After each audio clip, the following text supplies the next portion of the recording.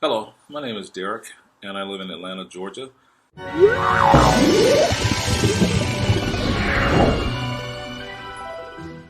And I want to learn Spanish because I love Latin culture. I love traveling to Latin countries.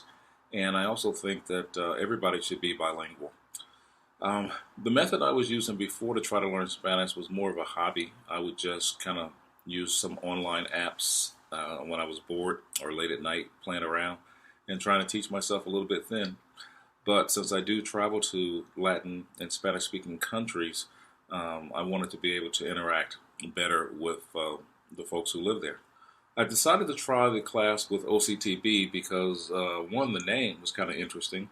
Because for those of us who are monolingual, it is a barrier to try to overcome to learn a new language. So I kind of was intrigued by the name.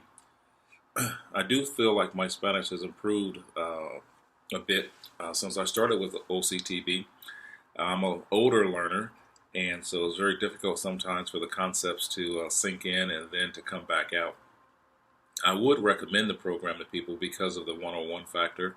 The cost is reasonable, but the idea of getting one-on-one instruction from a native speaker, especially from a country that you have an interest in either visiting or having visited before.